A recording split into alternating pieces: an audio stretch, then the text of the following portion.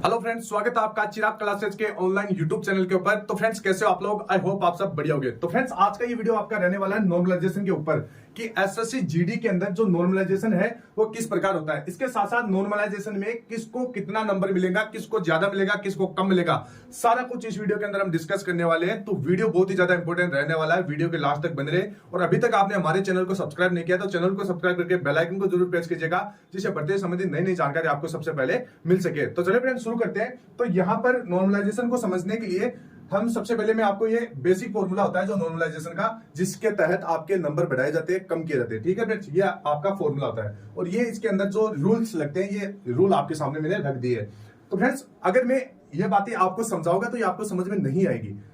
तो मैं आपको एकदम बिल्कुल नॉर्मल मेथड बताऊंगा, मैं तो एकदम इजी तरीका बताऊंगा कि किस प्रकार आपका नॉर्मलाइजेशन होता है। तो यहां पर ध्यान से देखना है कि जैसे आपका एसएससी जीडी का जो पेपर होता है वो कितने नंबर का होता है? 160 नंबर का होता है। अब यहां पर मान लीजिए 5 कैंडिडेट है, कैंडिडेट 1, 2, 3, 4 और 5 यानी 5 कैंडिडेट है यहाँ पर टोटल। और आपका जैसे 3 शिफ्टों के अंदर एग्जाम हुआ है, शिफ्ट 1, शिफ्ट 2 और शिफ्ट 3। ठीक है फ्रेंड्स, अब यहाँ पर शिफ्ट वन के अंदर कैंडिडेट का नंबर कितने हमने 80, 85, 90, 95, 100। और शिफ्ट 2 में 110, 115, 120, 125, 130। इसके बाद में शिफ्ट 3 के अंदर 90, 95, 100, 105 और 110 नंबर बने इन कैंडिडेट के। ठीक है फ्रेंड्स, अब यहाँ पर मैंने शिफ्ट 1 को टफ शिफ्ट का मतलब हार्ड शिफ्ट बता दिया। इसके बाद में शिफ्ट 2 को इजी बताया। इसके बाद में शिफ्ट 3 को यहाँ पर मीडियम बता दिया। अब आप सोच रहे होंगे कि सर आपने किस हिसाब से बता दिया। तो यहाँ पर जो आपको नंबर दिखाई दे रहे हैं, जैसे शिफ्ट 1 के अंदर मैंने टफ क्यों बताया, क्योंकि यहाँ पर कैंडिडेट का नंबर बहुत कम बन रहा है। अब कम बनने का कारण क्या है कि आपका पेपर हार्ड हुआ है, इसका मतलब एक कैंडिडेट का नंबर कम बन रहा है। इसके बाद में शिफ्ट 2 को इजी बताया, क्योंकि यहाँ पर इसके अंदर बच्चों के जितने भी नंबर बने हैं वो बहुत बढ़िया बने, मतलब ज्यादा बने इन 2 के मुकाबले। इसके बाद में शिफ्ट 3 को मैंने तो मीडियम बताया, क्योंकि जो हार्ड शिफ्ट थी इससे थोड़ा सा इस शिफ्ट में कैंडिडेट का नंबर ज्यादा बना है। देख सकते हैं जैसे 80 है तो यहाँ पर 90 है, 95 मतलब नंबर थोड़ा यहाँ पर ज्यादा बना है। अब यहाँ पर आपका नॉर्मलाइजेशन होता है सबसे मुख्य चीज कि ये नॉर्मलाइजेशन कैसे होता है सर। तो यहाँ पर ध्यान से देखना, अगर आप इन शिफ्टों का एवरेज निकाले कि इनका एवरेज कितना होता है, तो जैसे आप देखोगे फर्स्ट, सेकंड और थर्ड शिफ्ट, इसका एवरेज कैसे निकालोगे? तो ये आप ये जो एवरेज होता है ये आपका बीच वाला होता है। कौन सा होता है? बीच वाला। जो ये देख सकते हैं 90, 120 और 100, ये बीच वाला आपका क्या हो गया? एवरेज नंबर हो गया, मतलब औसत नंबर, क्योंकि हम बराबर करेंगे ना सभी को, तो ये औसत नंबर हो गया। अब यहां पर आपने एक चीज देखा होगा कि जैसे शिफ्ट 2 जो इजी शिफ्ट थी इसमें 120 नंबर था कैंडिडेट के, और यहां पर शिफ्ट 1 के अंदर 90 है। तो हम क्या करेंगे, सभी को बराबर करेंगे, इक्वल करेंगे, तभी तो नॉर्मलाइजेशन होगा ना। तो यहां पर क्या होगा, जैसे 90 है तो इसमें हमने किया कितना, इसमें प्लस 30 कर दिया। ठीक है फ्रेंड्स, प्लस 30 कर दिया तो ये कितना हो गया? 90 प्लस 30 120 हो गया, मतलब इसके बराबर हो गया ना। ठीक है फ्रेंड्स, अब यहां पर क्या हुआ, हम सभी में भी 30 प्लस कर देंगे। इसमें भी हमने 30 प्लस कर दिया, इसमें भी 30 प्लस कर दिया और इसमें भी हम 30 प्लस कर देंगे। तो ये केस कितना हो गया? जैसे यहाँ पर 100 प्लस 30 किया तो 130 हो गया, मतलब फर्स्ट शिफ्ट और सेकंड शिफ्ट यहाँ पर बराबर होगी। जैसे 95 प्लस 30 किया तो यहाँ पर कितना हो गया? 125। फर्स्ट शिफ्ट सेकंड शिफ्ट यहाँ पर बराबर हो गई।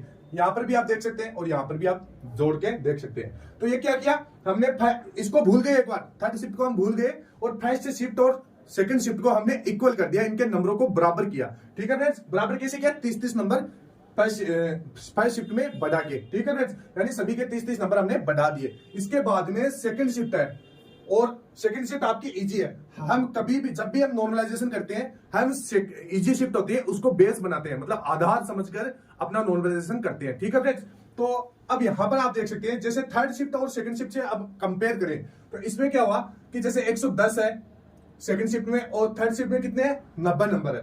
तो अब हम क्या करेंगे कि इसके अंदर कितना नंबर प्लस करेंगे? इसके अंदर 20 नंबर प्लस कर देंगे। तो 90 प्लस 20 कितने हो गए? 110 हो गए ना, यानी ये दोनों इक्वल हो गए। इसी प्रकार इसमें करेंगे तो इसमें भी हमने 20 प्लस कर दिया, फिर इसमें भी हमने 20 प्लस कर दिया और 105 प्लस 20 यानी 125। इसके बाद इसमें भी 20 प्लस कर देते। तो ये क्या हुआ? ये होता है आपका नॉर्मलाइजेशन। हमने क्या किया कि सभी फर्स्ट, सेकंड और थर्ड शिफ्टों के नंबरों को देखा, इनका एवरेज निकाला, और जैसे इजी शिफ्ट कौन सी थी? सेकंड शिफ्ट आपकी इजी थी, इनके नंबरों को बेस बनाया और फर्स्ट शिफ्ट में उसी हिसाब से नंबर बढ़ाए। जैसे 120 था तो 120 करने के लिए यहाँ पर 30 नंबर बढ़ाई। इसी प्रकार जैसे थर्ड शिफ्ट को किया तो हमने क्या किया, इनका एवरेज निकाला और इनको इक्वल कर दिया। ये होता है आपका नॉर्मलाइजेशन। अब इसमें जैसे बहुत सारे कैंडिडेट के क्या हुआ, कभी 30 नंबर भी बढ़ा था, इसमें किसी के 20 नंबर भी बढ़ा है, ठीक है फ्रेंड्स। तो ये होता है आपका नॉर्मलाइजेशन। अब यहाँ पर क्या होता है, जैसे आपकी जो मेरिट निकाली जाती है, जैसे यूआर की मेरिट आप मान सकते हैं कि कितना नंबर, जैसे एक बार मैं आपको जो एवरेज नंबर है वो बता देता हूं कि यहाँ पर जैसे ये आपका नंबर 110 है, 115 है, 120 है, 125 है, 130 है, ठीक है फ्रेंड्स। अब यहां पर क्या होगा, एक यूआर की मेरिट निकाली जाएगी। यूआर की मेरिट कितनी निकाली जाएंगी, यहां पर एक मान सकते हैं 120 मेरिट निकाल दी। तो जैसे नॉर्मलाइजेशन होने के बाद 120 से जितने भी 120 या 120 से ज्यादा नंबर वाले उनको यहां पर आगे के लिए बुला लिया जाएगा। अब जैसे यहां पर 110 यहां पर ये रिजेक्ट हो गया, ये 115 रिजेक्ट हो गया, 120 है तो इसको बुला लिया, 125, 130, ये 3 यहां पर पास हो गई। ये होता है नॉर्मलाइजेशन का मतलब। अब यहां पर बहुत सारे कैंडिडेट का डाउट चलता है कि सर क्या नॉर्मलाइजेशन के अंदर हमारी एक्यूरेसी का इफेक्ट पड़ता है या नहीं पड़ता। तो फ्रेंड जो नॉर्मलाइजेशन होता है इसमें आपकी एक्यूरेसी का बिल्कुल भी प्रभाव नहीं पड़ता है। चाहे आप पूरे क्वेश्चन करो, चाहे आप आधे क्वेश्चन करो, इसमें आपका एक्यूरेसी का कोई प्रभाव नहीं पड़ता है। चाहे आपने कितने ही गलत किए हो, कितने ही सही किए हो, एक्यूरेसी इसमें मायने नहीं रखती है, ठीक है फ्रेंड्स। ये चीज आपको ध्यान में रखना है। इसमें क्या होता है कि जैसे आपकी शिफ्ट में टॉपर्स के कितने नंबर है और आपकी शिफ्ट में जैसे एवरेज जो स्टूडेंट है उसके कितने नंबर है, इसके साथ साथ बाद में क्या इनको मैच किया जाता है। इसके बाद में क्या होता है, जैसे आप ऑल शिफ्टों के अंदर टॉपर्स के कितने नंबर है, ठीक है फ्रेंड्स, और ऑल शिफ्टों के अंदर एवरेज स्टूडेंट के कितने नंबर है उनको इक्वल किया जाता है और इसी प्रकार से आपका नॉर्मलाइजेशन किया जाता है। तो ये नहीं होता है कि नॉर्मलाइजेशन आपका जैसे एक्यूरेसी के ऊपर निर्भर करता है, बिल्कुल भी नहीं होता। ये भी नहीं होता है कि जैसे शुरू के अंदर जितनी भी शिफ्टें थी, जैसे आपका 20 फरवरी से एग्जाम शुरू हुआ है तो उनका नंबर कम बढ़ेगा या उनका नंबर ज्यादा बढ़ेगा। इसके साथ साथ जैसे लास्ट एग्जाम होता है 7 मार्च तक है तो उनका नंबर ज्यादा बढ़ेगा या उनका कम बढ़ेगा, ये बिल्कुल भी निर्भर नहीं करता। निर्भर किसके ऊपर करता है, यह आपका जैसे पेपर का लेवल किस प्रकार का है। अगर आपने हार्ड क्वेश्चनों को ज्यादा से ज्यादा अटेम्प्ट किया है तो आपका क्या होगा, नॉर्मलाइजेशन में नंबर बढ़ने का पूरा चांसेस रहेगा। तो ये चीजें होती है नॉर्मलाइजेशन के ऊपर कि नॉर्मलाइजेशन में किसका नंबर बढ़ेगा, किसका नंबर नहीं बढ़ेगा। तो मैं आपको बता देता हूं, अगर आपका पेपर का लेवल अगर हार्ड था और आपने हार्ड क्वेश्चनों को ज्यादा अटेम्प्ट किया तो आपका नंबर बढ़ेगा, ठीक है फ्रेंड्स। तो ये चीजें होती है। इसमें मैंने आपको एकदम बढ़िया तरीके से बता दिया कि जैसे 5 कैंडिडेट वाला ये फॉर्मूला, ये तरीका बताया, तो आई होप आपको थोड़ा वो समझ में आया होगा, आपके जो अंदर जो भ्रम थे वो दूर हो गए होंगे। तो यही तरीका होता है। अब मैं क्या करूंगा, जो नेक्स्ट वीडियो लाऊंगा उसके अंदर मैं आपको बताऊंगा कि किस कैंडिडेट का नंबर बढ़ेगा, किसका नहीं बढ़ेगा, पेपर का लेवल का पूरा लेवल निकालूंगा और लेवल के तहत एक वीडियो बनाऊंगा कि हाँ ये पेपर हार्ड थे, ये शिफ्ट इजी थी, इसके बाद में इनके इतना नंबर बढ़ेगा। तो आपको क्या करना है, चैनल को सब्सक्राइब कर